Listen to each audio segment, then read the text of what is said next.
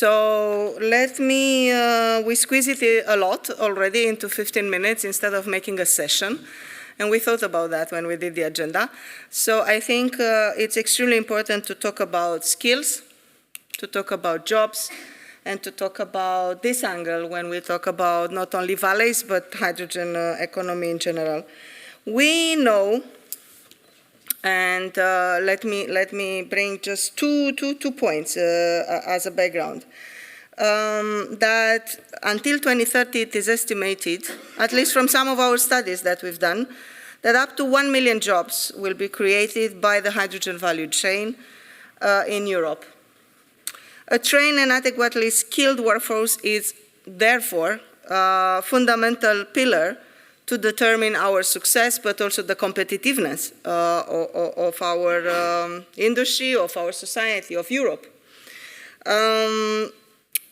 Both blue and white colors, how we like to call them, are equally important, and we'll discuss about that. On one hand, the blue color will be the heartbeat of the industry, will bring the technical know-how, the practical expertise to install, operate, maintain the hydrogen facilities. Their expertise should ensure that everything that we build, that we develop here, will run smoothly, safely, and efficiently. But on the other hand, we also need the white colors for navigating the complex landscape, not only from the project management that we are hearing these days, but the regulatory compliance, the market strategy, including when we talk regulatory, for example, training the necessary authorities, lawyers, and everybody that we need even for permitting, like we just heard about. As assessed by the European Hydrogen Skills Strategy, by the end of 2025, over 50,000 engineers alone will be required to advance hydrogen projects across Europe. Do we have them? Do we have them educated or trained to do that? So addressing this skills gap is extremely crucial for maintaining, as I said already, Europe competitiveness and to achieve our overarching climate goal. So allow me for the next, like I said, 10-15 minutes to have a discussion with Dr. and you have to excuse me, I'm bad with names, huh? Dr. Bilal Outirba is a research associate at Universitè Libre de Bruxelles. His expertise in hydrogen technology covers logistics, refueling infrastructure, techno-economical analysis of hydrogen refueling stations, and he currently serves as a work package leader for needs and skills analysis at our project. In case you are not aware, we are funding a project called Hydrogen Academy, where we already started building the materials and the skills for Europe. So, Dr. Outirba, my pleasure. Thank you very much. I'm going to join you. I think it's nice. So, let me go to the first question. I promise I will put.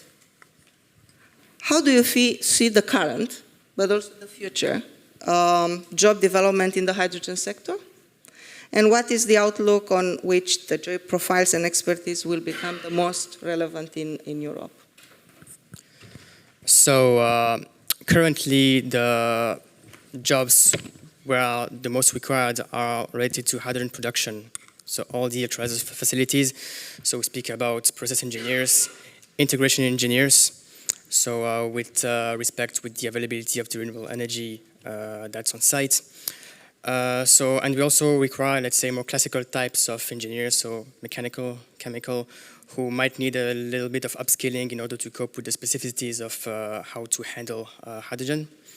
And you also did right to make this distinction between white collars and blue collars, because if we, let's say, now switch to blue collars, so obviously the people who are required to operate these facilities, so process engineers once again, but also manual workers, pipe fitters, welders, especially if we remember that there is this hydrogen backbone to be built, these thousands of kilometers of pipelines to be retrofitted or installed.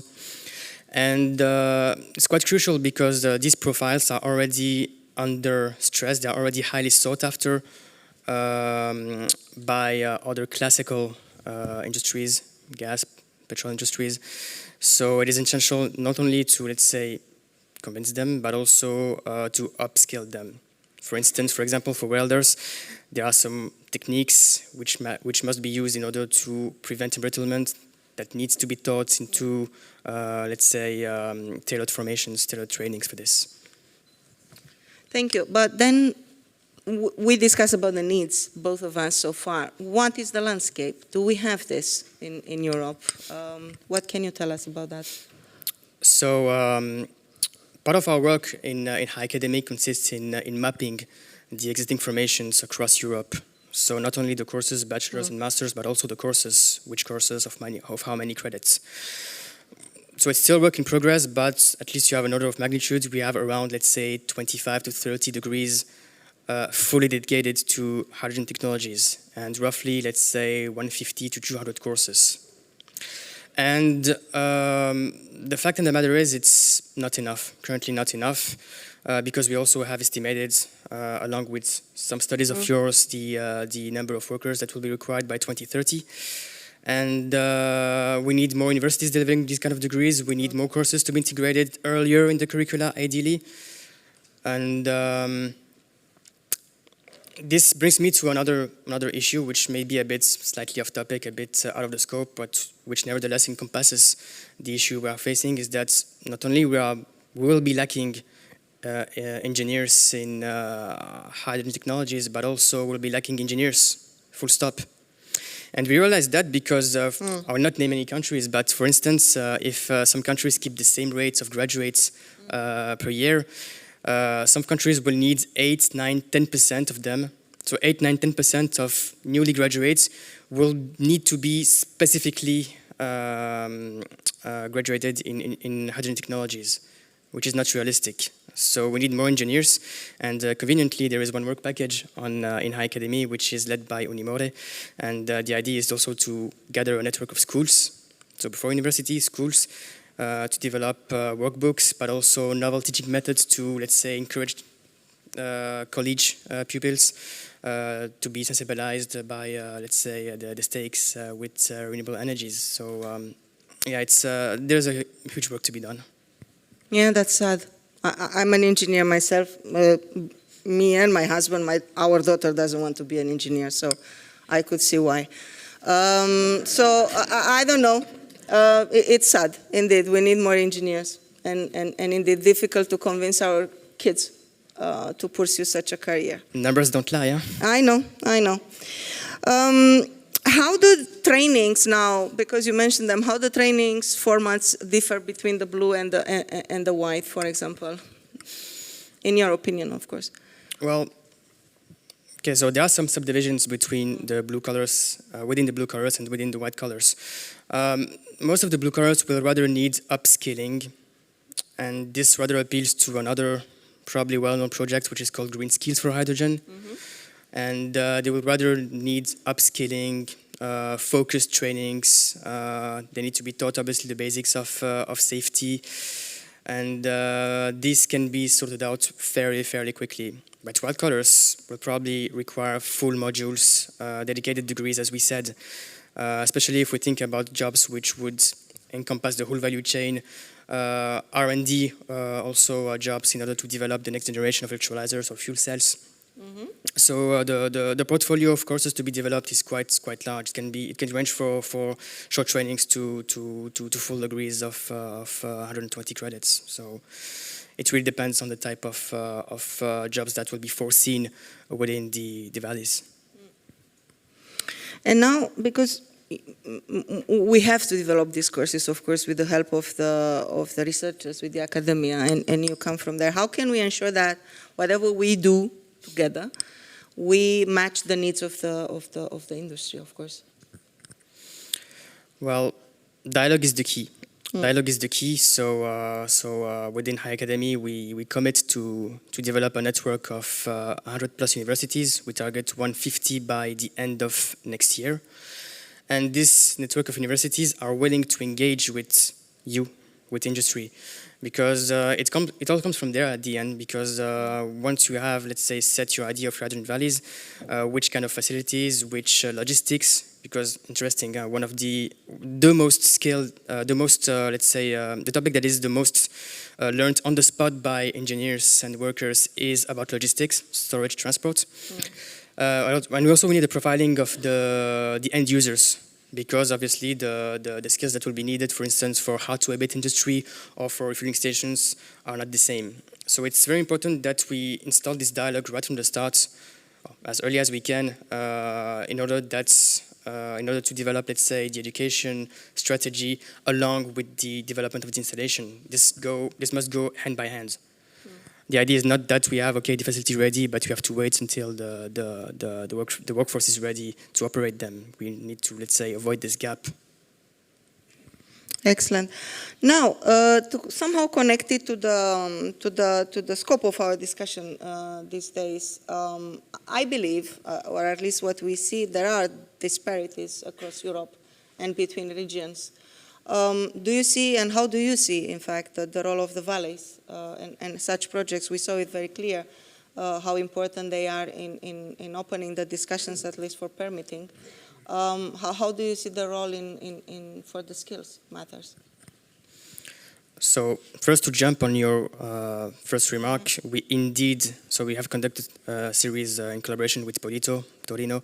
We have conducted a series of surveys across university and industry, and indeed there are some huge disparities between countries, but also sometimes between regions of the same country, depending on which kind of valleys are foreseen. So, for instance, some countries will require, let's say, education related with a high, let's say, a better focus on safety or on business-related topics. So, indeed, the disparities are, let's say, huge, bigger than we think.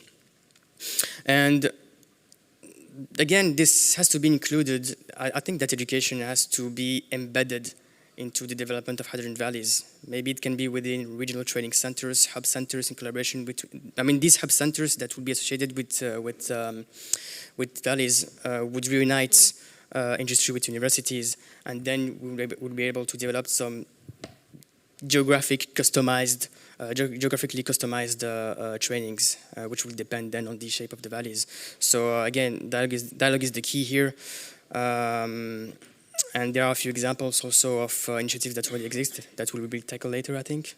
No, you can continue. Yeah, for instance, so speaking again of green skills for hydrogen, so the idea is to develop again. So they have conducted skills gap analysis. They are developing, let's say, the education strategy as a consequence, and then they align this with the requirements of the valley, and that's what happens, for example, in France, in the region of Auvergne-Rhône-Alpes, Center-East, and there is this whole holistic strategy which includes at the same time the industrial view and the academic view, and this should be really encouraged across Europe.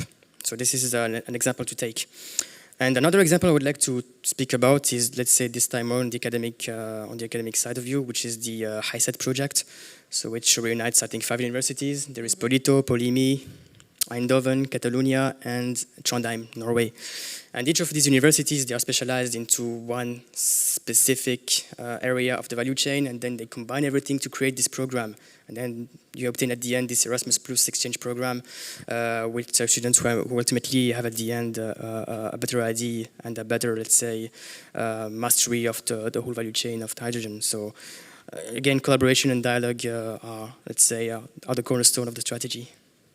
And I dare to add even the academy or the courses, at least, that they developed in Groningen along the Groningen Northern Netherlands Valley, Heaven, and everything, and all the courses they already delivered there, not only for the engineers, but for the lawyers, for everybody to prepare them, yes. In fact, for that.